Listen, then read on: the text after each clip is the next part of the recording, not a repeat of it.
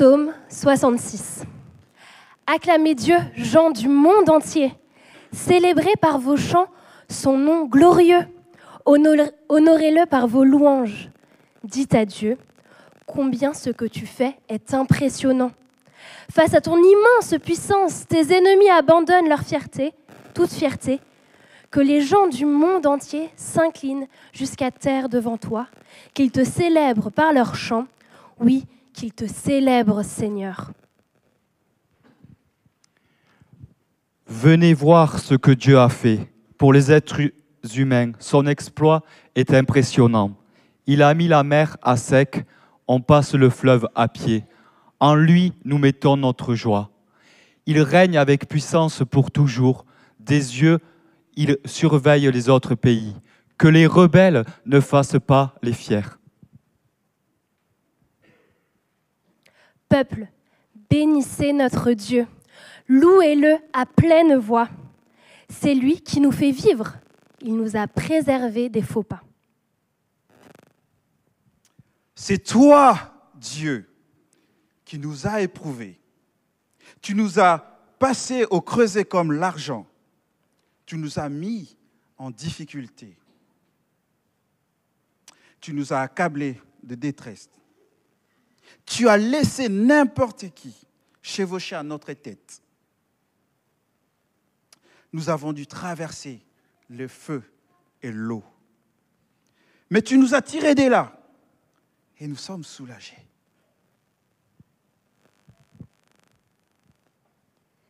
J'entre dans ton temple et j'apporte des sacrifices pour tenir les promesses que je t'ai faites. Celles-là même que j'ai prononcées quand j'étais dans la détresse. Je t'offre des bêtes grasses et des béliers. Je prépare un taureau et des boucs. Sur l'autel, ils seront consumés et leur fumée montera jusqu'à toi. Vous tous qui reconnaissez l'autorité de Dieu, venez écouter. Je vous raconterai ce qu'il a fait pour moi. Je l'ai appelé à mon secours, déjà prêt à proclamer sa grandeur. Si j'avais eu des intentions coupables, le Seigneur ne m'aurait pas écouté. Mais voilà, Dieu a écouté. Il a été attentif à ma prière. Béni soit Dieu, il n'a pas écarté ma prière. Il ne m'a pas privé de son amour.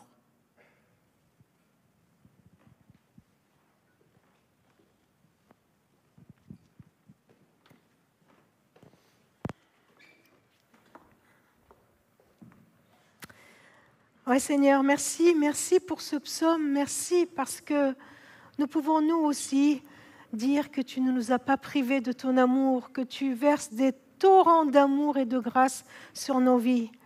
Et que ce matin, Seigneur, là où nous nous trouvons, que ce soit ici dans cette pièce ou derrière un écran, que nous puissions recevoir ces torrents d'amour et de grâce que tu veux déverser sur nous, dans toutes nos situations, dans toutes nos circonstances. Oui, à toi soit la gloire et l'honneur. Amen. Chers amis, bonjour. Bonjour à chacun d'entre vous, à ceux qui ont l'habitude de venir en ce lieu et peut-être à ceux qui viennent pour la première fois et à tous ceux qui nous suivent aussi par le net. Vous avez entendu les stagiaires de l'Institut biblique de Nogent-sur-Marne. Voilà les 5 stagiaires que nous accueillons depuis hier soir. Allez, oui. Ça, c'est pour vous dire bienvenue. Bienvenue parmi nous. Et ils seront avec nous jusqu'à dimanche prochain. Et nous les croiserons ici et là dans toutes les activités de l'Église cette semaine. Ils nous ont lu le psaume 66 et avant de nous pencher sur ce texte pour voir ce qu'il a à nous dire aujourd'hui, j'aimerais vous poser une question préliminaire. Sur quel sujet seriez-vous intarissable ? Vous savez, quand dans les camps on faisait un jeu, chacun choisissait le sujet de prédilection qu'il a, et puis on les mettait face à face et chacun devait parler. Et puis celui qui n'avait plus rien à dire, il perdait. Vous faites encore ce jeu ? Je ne sais pas. Voilà, c'est un jeu comme ça. Alors je pensais à ce jeu. Quel sujet vous choisiriez si vous aviez à jouer ce jeu ? Allez, je vous donne des exemples. Qui choisirait le foot ? Bon, il y avait Thomas dans le premier culte, lui au moins. Ah, quand même. Merci les gars, quand même. Qui choisirait la politique économique des États-Unis de nos jours? Qui choisirait l'éducation des enfants? Les relations de couple? Non? L'histoire de France? L'histoire des rois de France? Ah, voilà. Et puis, qui choisirait l'histoire de la musique classique? Vous voyez, il y a des sujets qui nous passionnent et on pourrait être intarissable sur ces sujets. Qu'est-ce que nous aurions à raconter sur notre vie avec Dieu? Est-ce que nous sommes aussi intarissables quand on doit parler de Dieu, de Christ, de ce qu'il est et de ce qu'il a fait pour nous? Qui aurait pris ce sujet, ma relation avec Dieu? Le Dieu de l'univers. Ah, voilà, il y en a qui lèvent les doigts tout de suite. Le peuple de Dieu est appelé à proclamer un message. Le peuple de Dieu a des choses à raconter, a des choses à dire, tel un héros qui vient sur une place publique pour annoncer le message de la part d'un roi, de la part d'un grand roi. Eh bien, le peuple de Dieu, il est appelé ainsi, d'une voix forte, à annoncer un message royal. Une déclaration à faire avec enthousiasme, une invitation à venir et entrer dans une fête, un peu comme la parabole que Jésus a racontée à ses disciples, où il y a un roi qui envoie ses serviteurs pour dire sur les places, venez, tout est prêt, venez.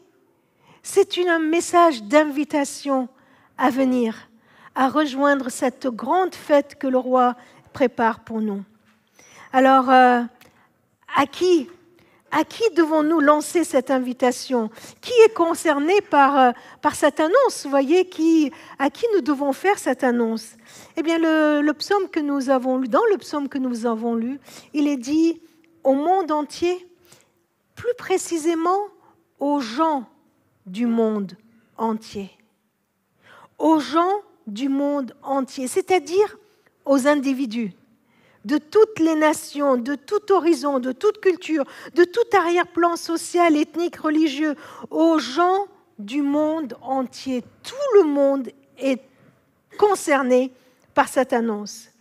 Alors, c'est tous les gens que nous connaissons, que nous croisons, ou qui sont sur Internet, qui sont peut-être de l'autre côté du monde, mais qui nous écoutent, à toutes les personnes. Une invitation à faire quoi?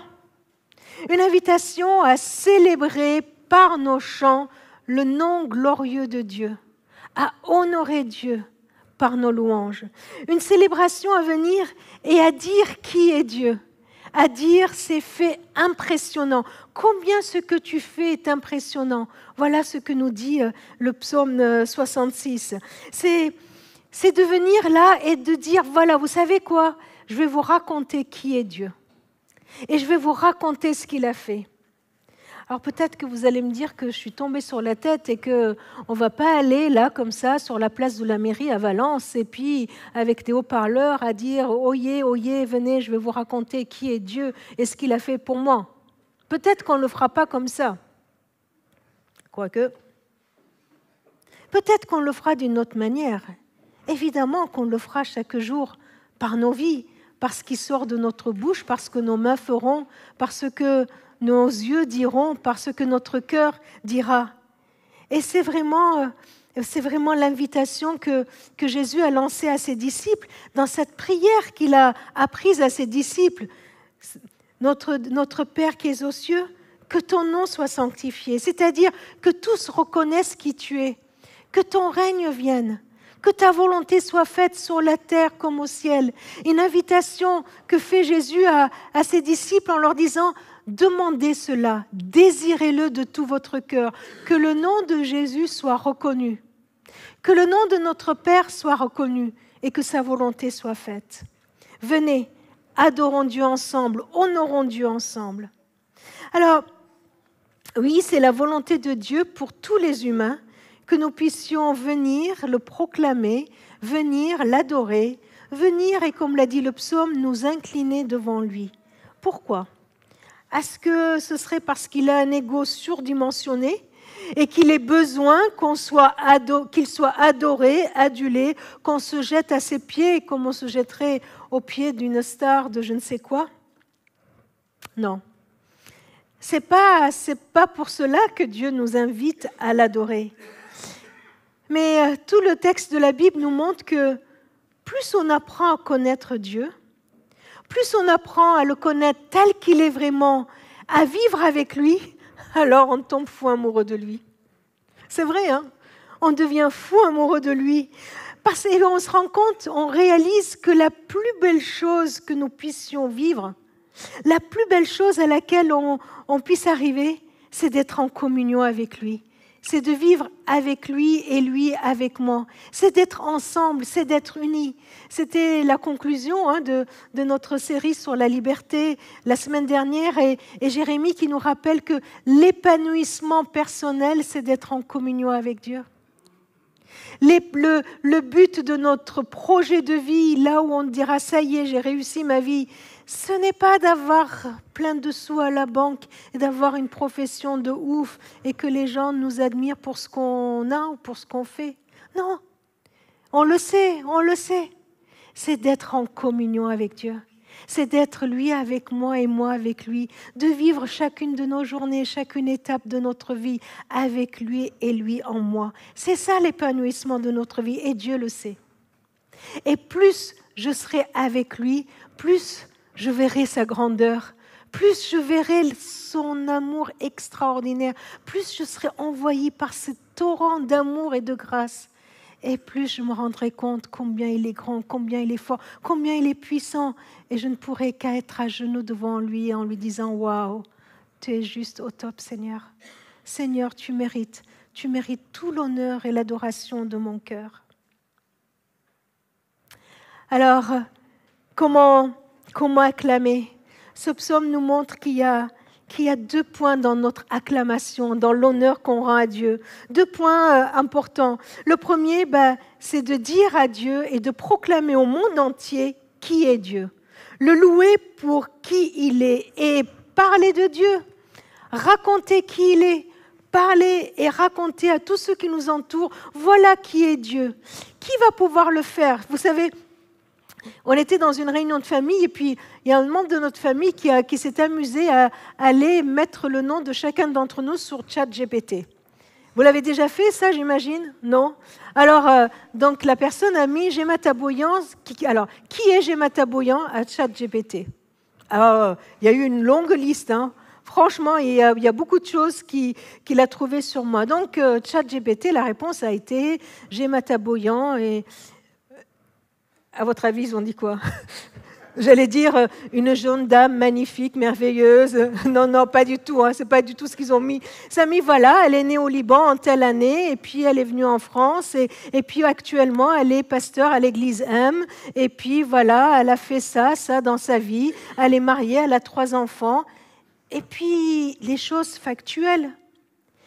Mais tout ce qui a été écrit, ce sont des informations que moi j'ai données à droite, à gauche, soit dans un témoignage, soit, vous savez, quand on fait un week-end quelque part, on nous demande un petit résumé pour nous présenter des choses comme ça. Tout ce que ChatGPT a trouvé, ce sont des informations qui se trouvent sur le net. Mais si vous voulez savoir qui est un peu plus de Gemma Taboyan, au lieu de demander à ChatGPT, il vaut mieux aller demander à qui? Aux gens qui vivent avec moi. Et là, ils vous diront autre chose. Aux gens qui vivent avec moi, à mes enfants, à mon mari. Et peut-être qu'ils vous diront autre chose. Pourquoi? Parce que eux, ils me pratiquent. Oui, ils me fréquentent tout le temps. Ils savent, ils voient quand est-ce que je suis triste, quand est-ce que je vais bien. Ils savent comment je pète les plombs ou pas. Ils savent ce que j'arrive à faire, à supporter et ce que je ne supporte pas. Parce que les mieux placés pour parler de moi sont ceux qui vivent avec moi. Et les mieux placés pour parler de Dieu sont bien ceux qui vivent avec Dieu. Vous ne trouvez pas? on ne va quand même pas laisser à ChatGPT définir qui est Dieu. Non? On ne va quand même pas laisser à ceux qui ne connaissent pas Dieu définir Dieu d'une façon anonyme, impersonnelle. Qui de mieux que ceux qui vivent avec Dieu, ceux qui l'ont rencontré, ceux qui sont en communion avec lui, pourraient parler de Dieu? N'est-ce pas ceux qui ont fait un bout de chemin avec lui, ceux à qui il s'est révélé, ceux avec qui il parle de cœur à cœur? Alors oui, ce sont ses propres enfants qui sont les mieux placés pour parler de lui. Mes amis, si vous êtes enfants de Dieu, et puisque vous êtes enfants de Dieu, vous êtes les mieux placés pour parler de votre papa. Vous êtes les mieux placés parce qu'il s'est révélé à vous et vous le connaissez. Alors honorer Dieu, c'est reconnaître qui il est, parler de qui il est. Et puis, bien sûr, juste après, c'est d'acclamer ce qu'il a fait pour nous. Alors dans le psaume, il est dit, il a mis la mer à sec. Nous, on va peut-être dire autre chose. Le peuple d'Israël a vécu cet événement et des siècles après, il continuait à s'en souvenir, il continue à proclamer, voilà ce que Dieu a fait pour nous. Il a mis la mer à sec et on a traversé à pied, que ce soit la mer Rouge, que ce soit le Jourdain, on l'a traversé. Le peuple se rappelait sans cesse les exploits de Dieu, de ce qu'il a fait. Et nous? Dans cette liste du psaume 66, on voit 3 choses des exploits de Dieu. La première, c'est les délivrances qu'il a accordées. Voilà les miracles que Dieu a fait dans ma vie. Voilà la façon dont il était intervenu. Le peuple était dans l'impasse. Des fois, ils étaient perdus, bloqués. Des fois, ils ont été attaqués par l'ennemi. Et le Dieu d'Israël est venu les délivrer. Il est venu les sauver. Et toi? Quelles sont les délivrances que tu as vécues dans ta vie? Peut-être qu'à un moment, tu étais sans ressources. Peut-être qu'à un moment, tu manquais de joie. Un moment où tu devais faire face à tellement d'événements compliqués. Tu devais peut-être faire face à de fausses accusations, à des critiques. Et le Seigneur est venu et il t'a délivré. S'en souvenir et le rappeler sans cesse. Et là pour témoigner les preuves de notre foi aussi. Voilà sur quoi s'appuie ma foi. Pas uniquement sur une connaissance théorique de Dieu, mais sur une relation. Voilà ce qu'il a fait pour moi. Deuxième point qu'on trouve dans ce psaume et qui nous encourage à donner du contenu à ce qu'on proclame de Dieu, à ce qu'il a fait, c'est la vie qu'il nous accorde. C'est lui qui nous fait vivre, dit le psalmiste. La vie qu'il nous accorde aujourd'hui n'est pas un dû, mais c'est une grâce. La journée qu'il m'accorde aujourd'hui, c'est un cadeau qu'il me donne. Vivre est un don de Dieu. La vie est un don de Dieu. Et le psalmiste reconnaît, il dit, voilà, il nous a fait vivre et je veux le remercier pour la vie qu'il me donne. Et enfin, il y avait un 3e élément dans la proclamation. Et je suis tellement reconnaissante à ce texte psalmiste qui ne l'a pas éludé. Il parle même des temps difficiles et des épreuves qu'il a vécues. Vous l'avez remarqué? C'était Girès qui l'a proclamé avec force. Quand il raconte les merveilles de Dieu, le psalmiste, il ne passe pas sous silence toutes les difficultés qui lui sont arrivées. Il ne dit pas « Ah non, je ne vais pas parler de ça parce que ce ne serait pas honorer Dieu ». Non, il le dit. Il dit « Voilà ce qui m'est arrivé ». Et il le dit d'une façon très, très brutale. Dieu, c'est toi, Dieu, qui nous a éprouvés. Je ne pourrais pas dire ça comme ça, moi. Je ne pourrais pas le dire de cette façon. Mais lui, il le dit. Il dit, c'est toi qui nous as éprouvés. Tu nous as mis en difficulté. Tu as laissé n'importe qui chevaucher à notre tête. Qu'est-ce qu'il est en train de dire? Je crois que le psalmiste est en train de dire que toutes ces difficultés qui lui sont arrivées n'étaient pas en dehors du contrôle de Dieu. Dieu avait et il a toute autorité sur toutes les épreuves qui nous arrivent.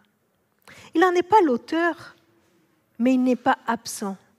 il n'est pas absent des difficultés qui nous arrivent. Et peut-être que tu es en train aujourd'hui de vivre une difficulté. Peut-être que pendant cette prédication, tu te dis, OK, moi je veux bien acclamer la gloire de Dieu, mais là, ce que je suis en train de vivre, j'ai juste envie de pleurer. J'ai juste envie de crier, mais t'es où Dieu? Eh bien, le psalmiste, quand il proclame qui est Dieu, il dit, Dieu, ma difficulté ne t'est pas étrangère, tu as le contrôle sur ma difficulté. Dieu a le contrôle sur la difficulté que tu es en train de vivre.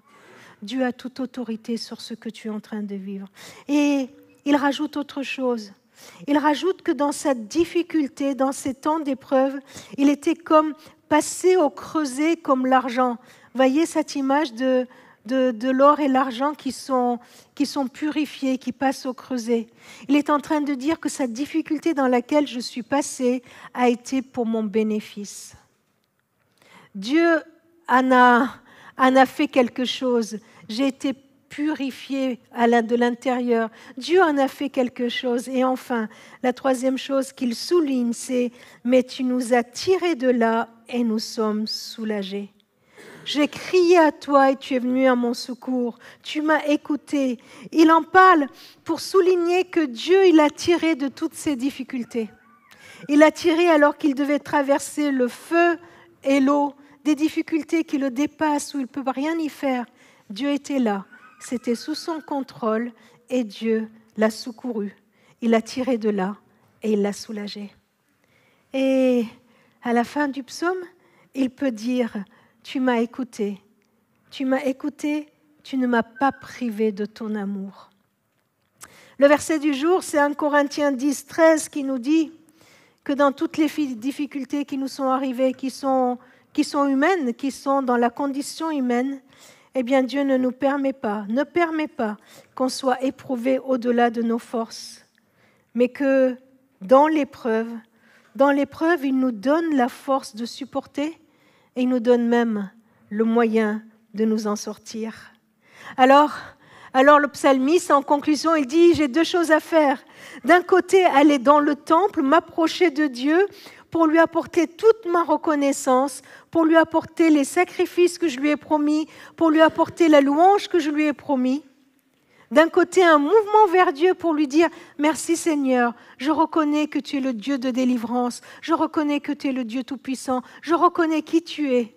Merci pour ce que tu as fait pour moi. » Et de l'autre côté, de se tourner vers les gens de toutes les nations pour proclamer « Voilà ce qui est Dieu et voilà ce qu'il a fait pour moi. » Deux mouvements, l'un envers Dieu pour dire notre reconnaissance et l'autre envers toutes les nations qui nous entourent pour dire « Voilà qui est mon Dieu et voilà ce qu'il a fait pour moi. Venez, écoutez, je vous raconterai les merveilles de Dieu. Je vous raconterai ce qu'il a fait pour moi. » C'est la vocation de ceux qui connaissent Dieu.